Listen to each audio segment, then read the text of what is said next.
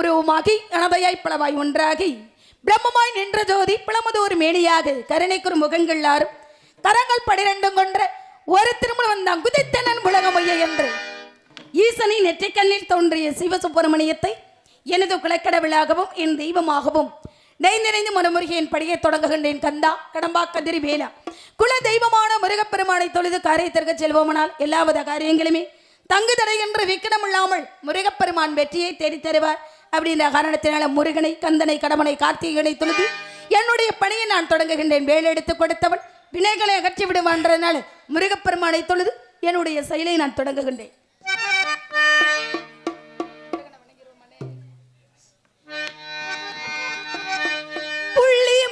வேளனைக்கு புந்தமிழில் மாலையிட்டு கொள்ளையிட்ட இடம் எல்லாம் கோவில் கட்டி பாட்டி செய்தேன்.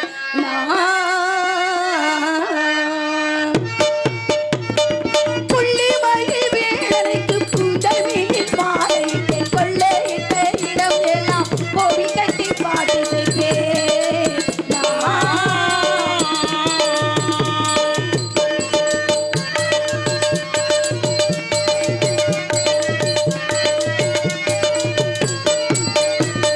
பொன்முகத்தில் புன்னகையில் புத்தியிலே தெளிவு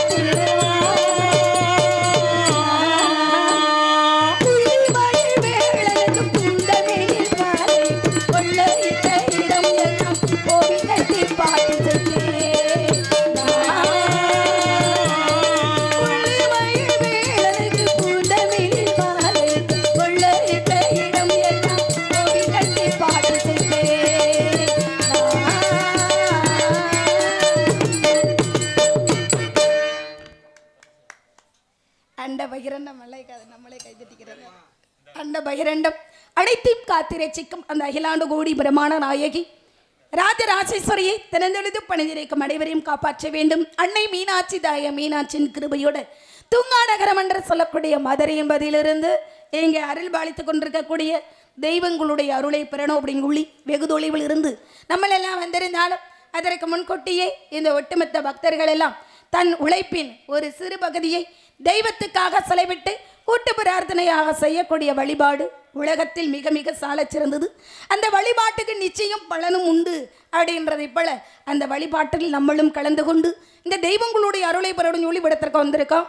எல்லாரும் நிச்சயமாக எல்லா இடத்திற்கும் சென்று வர முடியாது அப்படின்ற முறைக்கணங்க மதுரையில் மீனாட்சி, காஞ்சியிலே காமாட்சி, காசியிலே விசாலாட்சியாக இருந்தால் ஒவ்வொரு ஊரிலையும் ஆதிபராசக்தி நமசமாக அருள் பாலித்துக் கொண்டிருக்கக்கூடிய அம்பாளுடைய அருளும் கிருபையும் கடாட்சமும் நம்மளுக்கு கிடைக்கணும் அப்படின்னா என்ன பண்ணணும்? ஆத்தாளை வணங்கிலாத்தான் அவளுடைய அருள் என்பது நம்மளுக்கு முழுமையாக கிடைக்கும் அப்படின்ற காரணத்தினால அந்த ஆத்தாளை அம்மனை முத்தாளம்மனை முத்துமாரி அம்மனை வணங்கி பிறகு எதற்காக வந்தோம் அப்படின்னு சொல்லிடுவோம். அப்படின்றனால எந்த ஒரு தெய்வத்தையும் வணங்குறதுக்கு முன்னாடி இஷ்ட தெய்வம் எல்லாம் நிறையா இருக்கு. இஷ்ட தெய்வம் அப்படின்லாம் இருக்கு, காவல் தெய்வங்கள்லாம் இருக்கு. ஆனால் குல தெய்வ வழிபாடு என்பது மிக மிக முக்கியம். ஏன்னா நம்ம கஷ்டமான நேரத்திலையும் மகிழ்ச்சியான நேரத்திலையும் ஒவ்வொரு தெய்வத்தை வணங்குவோம். ஆனால் நம்ம கூடையே இருக்கிறது ஒரு துர்க்க காரியம் நடந்தாலும் நம்ம கூடையே இருக்கிறது யாருமா? அதுதான் பெற்ற தாயை போல குல தெய்வம் என்பவள். குலை தெய்வ வழிபாடு கோடி புண்ணியத்தை தரும் அல்லவா? அதனால அம்பாளை வணங்கி விடுவோம். மாயி மகமாயி மணிமந்திர சேகரியே ஆயுமையானவளே ஆதிசிவன் தேவியரே சமைத்தாய் சமயபுரம் சாதித்தாய் கண்ணபுரம் அந்த கண்ணபுரையலை விட்டு என்னமானி கடுகு வர வேணுமடி அடி முத்து முத்து மாறி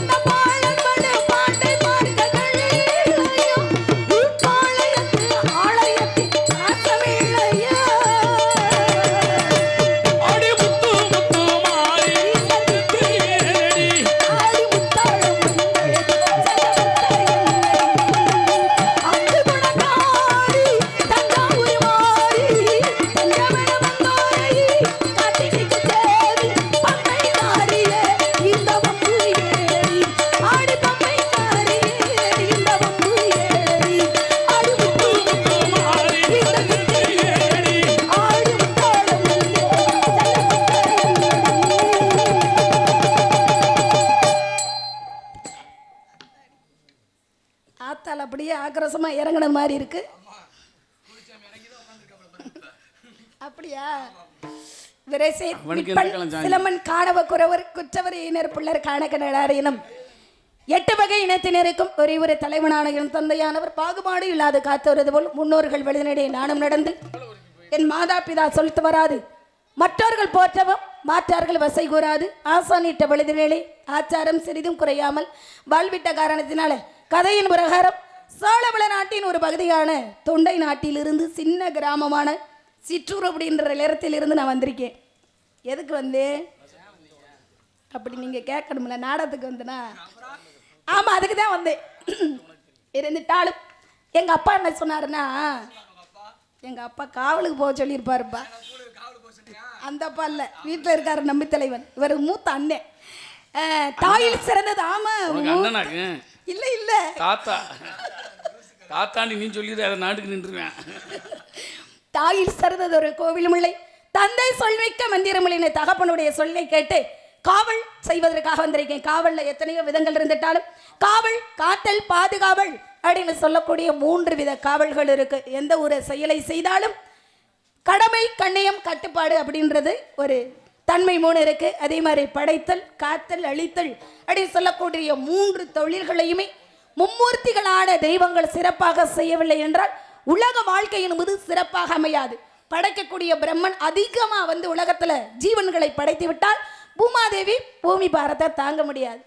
அழிக்கக்கூடிய சிவனாகப்பட்டவர் தென்னாடுடைய சிவனை போற்றி எண்ணாற்றவருக்கும் இறைவா போற்றின்னு சொல்லக்கூடிய சிவனாகப்பட்டவர் ஒட்டுமொத்தமா அந்த உலகத்தை அழிச்சிடணும்னு நினைச்சா இந்த உலகம் என்பது இயங்குமா? இயங்காது. காக்கக்கூடிய பெருமாள் எல்லாரையுமே காப்பாற்ற நினைச்சாலும் அதையும் பூமி பாரம் தாங்க முடியாது. அப்ப படைக்கக்கூடிய பிரம்மனாக இருந்தாலும் அழிக்கக்கூடிய சிவனாக இருந்தாலும் காக்கக்கூடிய பெருமாளாக இருந்தாலும் எதை எம்பிட்டு காக்கணும், எதை எம்பிட்டு அழிக்கணும், எப்படி படைக்கணும் அப்படின்ற செய்யும் தொழிலை தெய்வமாக அவங்க நடத்துறதுனால தான் நம்மளும் செய்யும் தொழிலை தெய்வமாக பாவித்து செய்யணும். இப்போ நந்தவரத்துக்குரியவன் யார் தெரியுமா?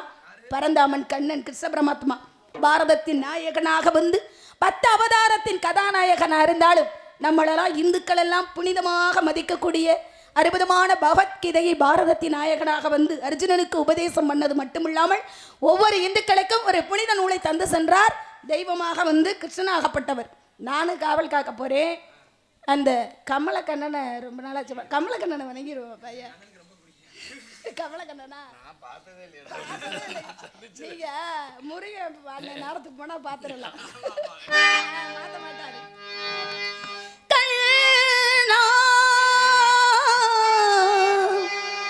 கமலக்கண்ணா கங்கை கரை மண்ணா கண்ணா உன் இசையமுதே பாரத பார்த்தளபதியே அந்நாளும் ஏனாளும்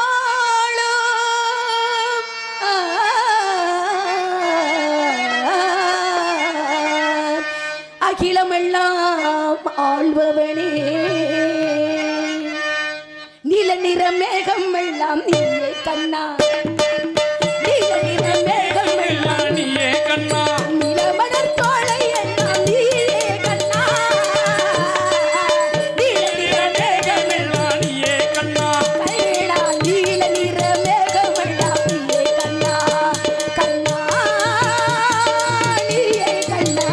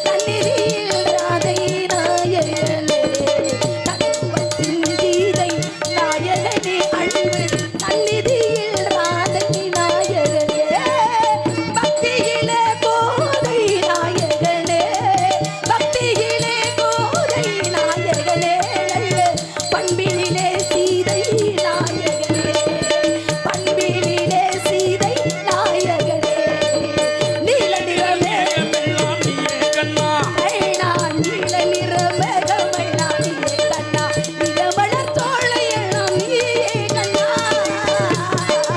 நீல நிறமே கண்ணா கண்ணா நீயே கண்ணா.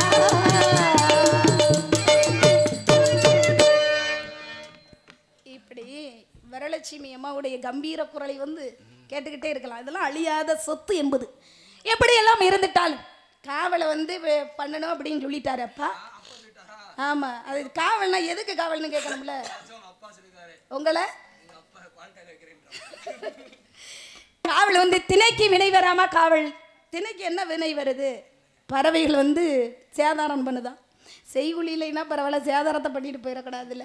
அந்த மாதிரி வரக்கூடிய பறவைகளை ஆளோளம் என்ற கானத்தால முருகனுக்கே உரிய பிரணவ மந்திர பொருளை கொண்டு உச்சரித்து காவல் பணியை செய்யணும் அப்படின்னு சொல்லிட்டாரு. காவல் செய்யறதுக்கு முன்னாடி பொறுமை என்பது மிக மிக அவசியம். பெருத்தார் பூமி ஆழ்வார் பொறுமையனும் நகை இணைந்து புகழ்ந்திட வேணும் அப்படின்ற. இங்கே வழியாக நிறுத்திக் கொண்டிருக்கும் நமது பாத்துப்பனூர் அருகாமையில் கள்ளிக்குடி கிராமத்தைச் சேர்ந்த மல்லிகாதேவி அவர்களுக்கு நமது கிராமத்தின் சார்பாக பொன்னாடை அணிக்கப்படுகிறது.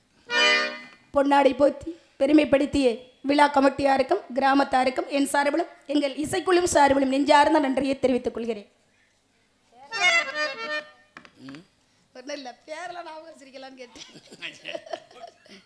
அந்த மாதிரி இந்த இடத்துல பொறுமையோட காவல் படியே வசந்தத்துல வைதேகையா காத்திருப்போம்ப்பா.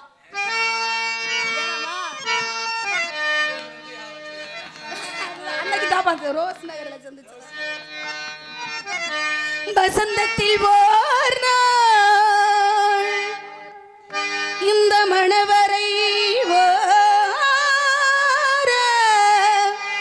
வைதேகி காத்திருந்தாளோ தேவி வைதேகி காத்திருந்தாளோ தேவி வைதேகி காத்திருந்தாளோ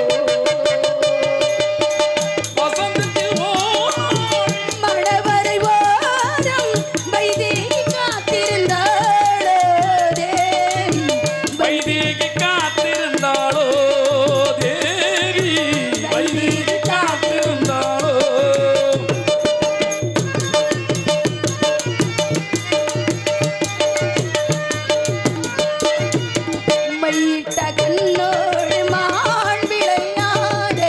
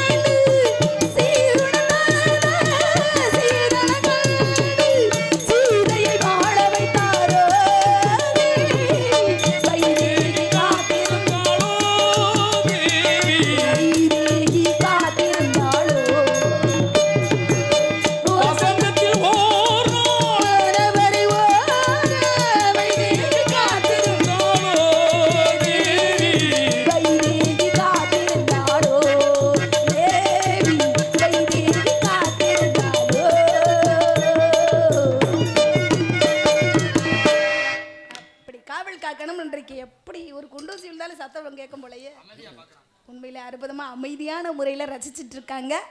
அப்படின்றதுனால காவலுக்கு நம்ம மட்டும் போனால் நல்லா இருக்குமா? அப்பாட்ட கேட்டு யாருப்பா வர்றது அப்படின்னு இன்னைக்கு தோழிகள்லாம் வர்றாங்க. தோழிகளோட சிறப்பான காவலை செய்யறதுக்கு முன்னாடி இப்படி தான் வாழணும்னு ஒரு வாழ்க்கை இருக்கு. லட்சுமணன் அண்ணே காலையில் தம்பி இன்னைக்கு அப்பா அண்ணன். ஆமாம், இப்போ அப்புறம் அண்ணன் தான் காலையில். இந்த ஒரு ஆள் மட்டும்தான் உனக்கு தாத்தாவே. அப்படியா? அப்படியே சேர்ந்து நந்தவனத்துக்கு காவலுக்கு போகிறதுக்கு முன்னாடி எப்படி வேணாலும் வாழலாம் அப்படின்னு வாழ்ந்துட்டு இருக்காங்க. எப்படி வேணாலும் வாழலாம்னு வாழ்ந்தா நல்லாவா இருக்கு? கோடு போட்டு வாழாதவன் வாழ்க்கை சிறந்த வாழ்க்கையாக ஒரு நாளும் இருக்காது அப்படின்னு சொல்லி இங்கே காவலுக்கு வர்றதுக்கு முன்னாடி என் மனசு எப்படி இருக்கு தெரியுமா? சின்ன பிள்ளை மனசு அப்படி இருக்கு எனக்கு. சின்ன பிள்ளை மனசு எடுத்து சொல்லிடுவாப்பா. சின்ன பிள்ளை மனசு அப்படி பட்டு போல இருக்கும், பக்குவமாக இருக்கும். நீங்கள் பட்டு போல கேட்பீங்க, எனக்கு தெரியும். தம்பி லட்சுமணா நீ அண்ணன் வந்தா பட்டு போல சொல்லிருங்கக்கா அப்படின்னீங்கல்ல, பட்டு போல சொல்லிடுவோமா? அண்ணன் முருகன் வரலையே, அண்ணன் முருகன் அண்ணன் வந்தா நல்லா இருக்கும்.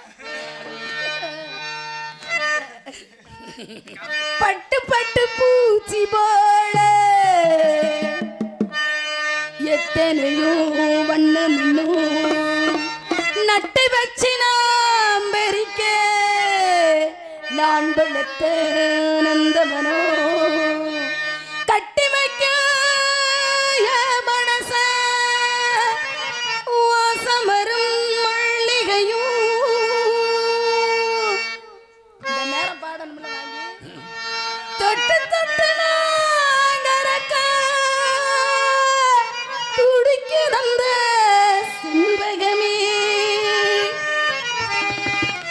செண்பகமே செண்பகமே தெப்போதிகை சந்தனமே செண்பகமே செண்பகமே தெப்போதிகை சந்தனமே.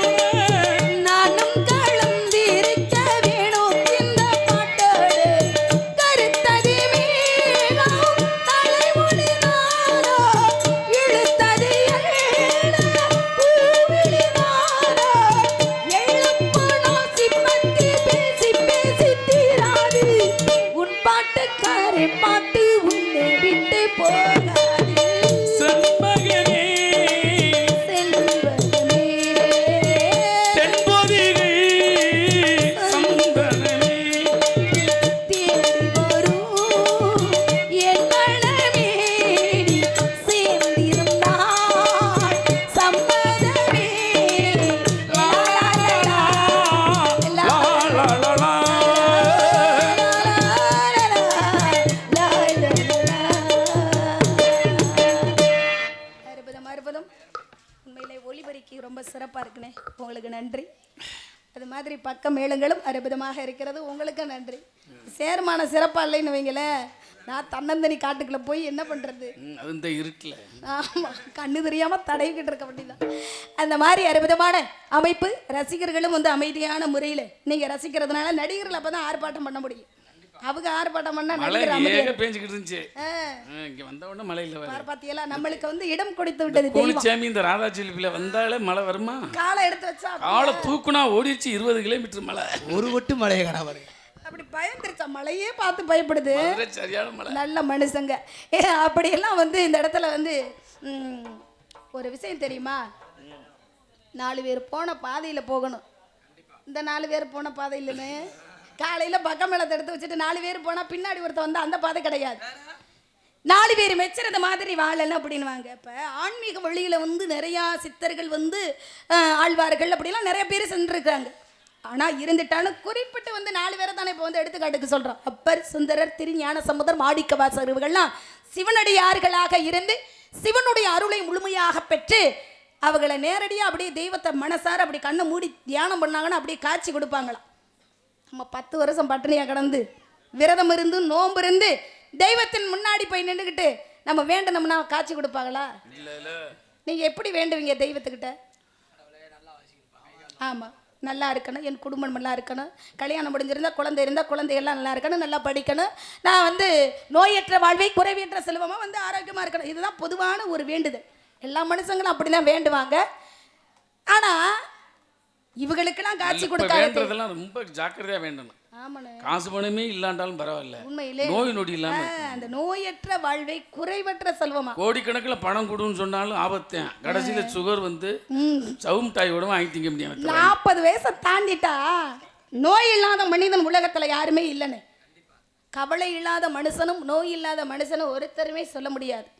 தேநீர் பருகணும்னு சொல்லி காலையில் வந்து வண்டியை நிறுத்திட்டு டீ குடிக்கணும்னா அப்புறம் 10 பேர் என்ன சொல்கிறாங்க, 5 பேர் உடம்புல நிறைய சக்கரை இருக்கு, சக்கரை போடாதீங்க, டீ கடைக்காரருக்கு மிச்சம். இப்போ டீ கடைக்காரன் 1/2 கிலோ தான் வாங்குறது சக்கரை. ஆமாம், இப்படி எல்லாம் நிலைமை மாறிக்கொண்டே இருக்கிறது. உணவே மருந்து அப்படின்னு இருக்காங்க. அங்கெல்லாம் வாழ்ந்த அப்போலாம் ஆடி மாதம் 18ஆம் கண்ணுக்கு விதையிடுவாங்க. ஒவ்வொரு தமிழனும் ஒவ்வொரு விவசாயியும் விதையிட சிறந்த நாளே அன்னைக்கு தான். இப்படி விதையிட்டு உழுதுண்டு வாழ்வாரே வாழ்வார், மட்டுமெல்லாம் அவர் பெண் தொழுதுண்டு செல்வார் அப்படின்னு சொல்லி இயற்கையான முறையில் ஒவ்வொரு தமிழரும் விவசாயத்தை பண்ணி சத்தான உணவுகளை சாப்பிட்டதெல்லாம் எந்த காலம்? அந்த காலத்தில். இந்த காலத்தில் யாராவது சத்தான உணவை நம்ம சாப்பிட்றோமா? உணவே எல்லாமே சக்கையாக தான் சாப்பிட்டுட்டு இருக்கோம். விதையில இருந்தே கலந்துட்டாங்க, ரசாயன இதை கலந்து. நம்ம வந்து ஒவ்வொரு தமிழனும் உழவு மாடு இருக்காப்பா, நம்ம ஊரில் இருக்கா உழவு மாடு? ஒரு மாடு இருக்கானே, ரொம்ப சந்தோஷம். உழவு மாடு இருக்கு அப்படின்றது வந்து ஆமாம். ஏமா, அதாவது பால் வந்து பசுபாட்டு பாலை கூட எருமையுடைய பால் வந்து ரொம்ப கட்டியாக வந்து திக்கா இருக்கும் அப்படின்னு சொல்லுவாங்க. அப்படின்னால உழவு மாடு நம்ம ஊரில் இருக்க ரொம்ப பாராட்டப்படக்கூடிய ஒரு விஷயம். நிறைய ஊரில் உழவு மாடுன்னா என்னன்னே தெரியல. ஒவ்வொரு தமிழ்நாட்டின் முதுகெலும்பே விவசாயம் தான். விவசாயத்திற்கு முக்கிய காரணி உழவு மாடு. ஆனால் உழவு மாடே இல்லாமல் போய்விட்டது. அன்றைக்கெல்லாம் வந்து இயற்கையான முறையில் விவசாயத்தை உழுதுண்டு கலப்பையை கொண்டு உழுது இலைதலைகளை போட்டு மாட்டினுடைய சாணத்தை மட்டும் போயிட்டு இயற்கையான முறையில் விவசாயம் பண்ணதுனால தான் சத்தான உணவு கிடைத்தது. நீண்ட ஆயுளோட மனிதன் வந்து நோய் எதிர்ப்பு சக்தி அதிகமாக இருந்ததுனால 100 வயசை தாண்டி ஒவ்வொரு தமிழனும் வாழ்ந்தான். இன்னைக்கு 40 வயசை தாண்டிட்டா பெரிய சிரமமாக தான் இருக்கு. எங்க தாத்தாலாம் அப்படித்தாப்பா 100 வயசை தாண்டி வாழ்ந்தாரு. அவர் ஒரு காலத்துல 90 வயசுல இறந்தா அவர்லாம் ஆண்டு முடிச்சுட்டார், போய் சேரலாம். இப்ப 45ன்னா போய் சேர வேண்டியது அப்படித்தான். அப்படின்ற நிலைமை மாறி விட்டது. ஏன் தெரியுமா? 6 மாசம் ஆகும் நெல்மணிகளை பார்க்க. இன்னைக்கு 6 மாசமா விவசாயம் பண்ற, 2.5 மாசத்துலயே விதைச்சா குறுகிய விவசாயம் வந்து விட்டது. அப்ப குறுகிய எப்படி குறுக்கி கொண்டே விவசாயத்தை வர்றோமோ அது மாதிரி மனிதனுடைய ஆயுளும் குறுக்கி கொண்டே தான் வரும். அப்போ வந்து கை குத்தல் அரிசி சாப்பிட்ட காலங்கள் போய் இன்னைக்கு விதையில் விதைக்கு கூட எடுக்கிறோம்லங்க. விவசாயி என்ன செய்கிறான்? வயல்லே வந்து இயந்திரத்தை கொண்டு அறுத்து ஒரு விதைக்கு கூட எடுக்கிறதுல நெல்லை அப்படியே கொண்டு போய் போட்டுறது. போட்டுட்டு என்ன கடையில் போய் பாலிசாக அரிசி வாங்கி சாப்பிட்றேன். கொஞ்சம் பெருசாக நல்லா இல்லையா சோறு, ரொம்ப நைஸாக இருக்கணுமா. இப்படியெல்லாம் ருசிக்கு உணவு தேடக்கூடிய காலமாகிவிட்டது. அன்றைக்கெல்லாம் பசிக்குத்தான் உணவு. எப்படி பசியோடு வாழ்ந்தாங்கன்னா ஒழுகாத வீடும் பசியாத உணவும் கிளியாத ஆடை தான் அடிப்படை தேவை. இன்னைக்கு எல்லாமே அதிகமாகி மாறிக்கொண்டதுனால தான் மனிதனுடைய ஆள் என்பது குறுகி கொண்டே வருகிறது. இப்படி நிறைய விஷயத்தை பேசலாம், பேசக்கூடிய நேரத்தில் பேசணும். இப்போ பாடக்கூடிய நேரத்தில் பேசிட்டேன்னா இப்போ பேசக்கூடிய நேரத்தில் எதை பேசுறது அப்படிங்கிறதுனால இந்த பிள்ளை குருவியை கேட்டுக்கிட்டே இருக்குப்பா.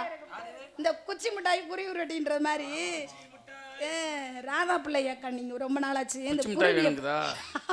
நான் தான் உனக்கு தெரியாம கொடுக்குறேன் குச்சி மிட்டாய் அந்த மாதிரி. ஏன்னா பறவைகளை வந்து குருவியை தானே விரட்ட போரு, அதனால புதுமையா ஒரு கீர்த்தத்தை கிந்திட்டு அப்புறம் பழமை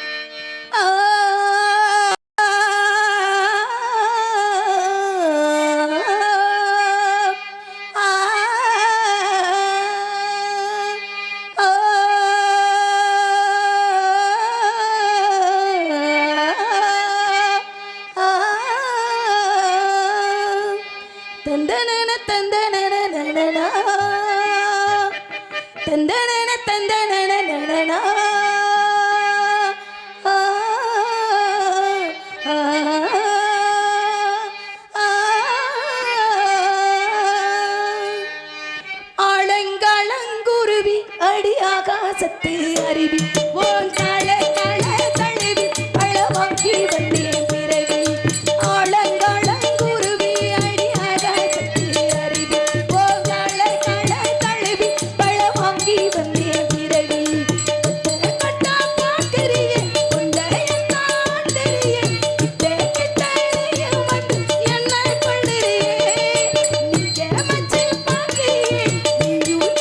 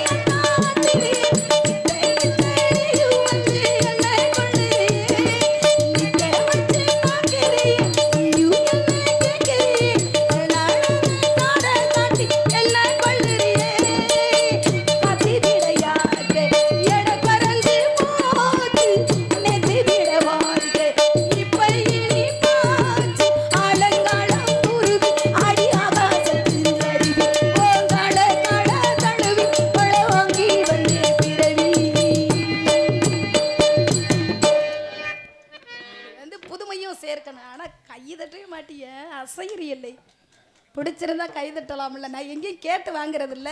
அமைதியா உட்காந்து பாக்குறதே பெருசு. நீங்க பாடுறத கேட்கறதே பெரிய விஷயம், இதுல ஒரு கைதட்டல் வேறையான்றாங்களா? பரவாயில்ல, ஒரு ஊருக்கு என்ன அநியாயம் நடக்குது, தண்ணியை போட்டு முன்ன கத்துறது வைக்கிறது. ஆமனே, அதுதான் பெருசு. இப்படி உண்மையிலே வந்து ரொம்ப அற்புதமா அமைதியான இப்படி ஊரு ஒரு 10 நாளைக்கு ஆனா போனா போதும். ஆமா மாசம் இப்படித்தான் சிறப்பா மனசுக்கு வந்து திருப்தியா இருக்கணும். தொழில் பண்ணோம்னா அப்படி இருக்கணும், அப்படி இருந்தாதான் நல்லா இருக்கு. அந்த மாதிரி இந்த ஏமா உள்ள கேட்டுக்கிட்டு இருக்கியா? நெய் நெய்ட்டு எத்தனை ஊரு மாசத்துல இந்த ஊரைத்தான் பார்த்திருக்கேன் அமைதியா இருக்கிறது. உண்மையா 29 நாளும் ஊண்டு கத்தி நேத்து அற்புதமா அமைதியான முறையில ரசிச்சாங்க. வணக்கம்னு ஒண்ணுக்கு இருக்க விடுறாங்க பின்னாடியே வர்றது. அப்படியெல்லாம் காலங்கள் மாறிக்கொண்டு இருக்கிறது. இப்ப காவல் பார்க்க போறேன்ல, எந்த இடத்துல நின்று காவல் காக்கலாம்? நந்தவனத்தை காவல் காக்க போறேன். இந்த நந்தவனம் வந்து எப்படி இருக்கணும்னு மனசுல எனக்கும் கற்பனை இருக்கிறது. நான் வெளி உலகத்தை பார்த்ததே இல்லப்பா, இந்த வருஷம் தான் வெளி உலகம் என்னன்னு தெரியுது எனக்கு. அப்ப வீட்டுக்குள்ளேயே இருந்த அப்படி இல்லனே, துணைக்கு ஆளோட வந்துட்டு தன்னந்தனியா வர்றது புது உலகமா தெரியுது எனக்கு. உண்மை என்ன இந்த இருக்கிற ஊர்ல பயம் நடந்தே போயிடலாமே ஊருக்கு. இந்த ஊரு நடந்து போவியா? கட்டுமா ஓடி போனா நடந்து போக முடியுமா? அந்த மாதிரி இருக்குல்ல.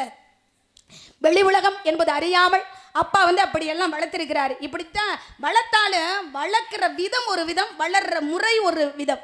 10 பிள்ளைகளை வந்து பெற்றெடுத்தாலும் தாய் தந்தையர் எப்படி வளர்ப்பாங்க? நம்ம குழந்தைகள் வந்து நல்ல விதமா வளரணும் அப்படின்னு சொல்லித்தான் வளர்ப்பாங்க. ஆனா ஒரு சில பிள்ளைகள் எப்படி போகுது? சின்ன பொண்ணு பாடவா யா? இப்ப சிந்து நதிக்கிற வேணாமா? வேணாம், சிந்து உங்களுக்கு பிடிக்குது இல்லையா? சின்ன பொண்ணை காதலிக்கிறானா? சின்ன பொண்ணு இவர் சொல்லி பொண்ணை காதலிக்கிற, ரொம்ப பெரிய பொண்ணை காதலிக்கிறியா? எனக்கு வேணா எங்கேயுமே பக்கத்துல தான் இருக்கு. அப்ப சின்ன பொண்ணு சேலைய பாடணும்னு சொல்றீங்க. ஒவ்வொருத்தருக்கும் ஒவ்வொரு மனசுல ஆசைதாப்பா. ஆசை இல்லாத மனிதன் அரை மனிதன் அப்படின்னுவாங்க. ஆசை இருந்தால்தான் வாழ்க்கையை அர்த்தத்தோடு அனுபவித்து வாழ முடியும். ஆனா ஒரு மனிதனுடைய துன்பத்திற்கு முதல் காரணம் என்ன தெரியுமா? அதுக்கும் ஆசைதான். போதுமென்ற மனமே பொன் செய்யும் மருந்து அப்படின்னு இருக்காங்க. அதனாலதான் மனசு எப்படி இருக்கு? அந்த அண்ணன் லட்சுமணே, மனம் ஒரு குரங்கு, மனிதனுடைய மனம் ஒரு குரங்கா. குரங்கு என்ன செய்யும்? கிளைக்கு கிளை தாவிக்கிட்டே இருக்கும், ஒரே இடத்துல இருக்காது. ஆமா, அந்த மாதிரி நம்முடைய மனசு வந்து அலைபாஞ்சிட்டே இருக்கும். எந்நிலையிலும் தன்னிலை மாறாது பெண்ணிலையாக இருந்து நான் காவல் காத்து விடிய காண செல்கின்ற பொழுது அறுவடை முடிச்சு நம்பித்தலுடைய பேரை நான் எடுத்துருவேன். பேர் எடுக்கிறதும் என்னுடைய வேலையை. பேர் சொல்லும் பிள்ளை எப்படின்வாங்கல்ல, அந்த பிள்ளை அறிவு பலகையிலிருந்து எடுக்கிறது இல்லை, பேர் சொல்லும் பிள்ளை நிலைநாட்டன். அப்படின்றனால சின்ன பொண்ணு சேலையா கேட்டிருக்கீங்க தம்பி. சின்ன பொண்ணு சேலை சின்பகப்பு போல எங்கே மாறாப்பு மயிலே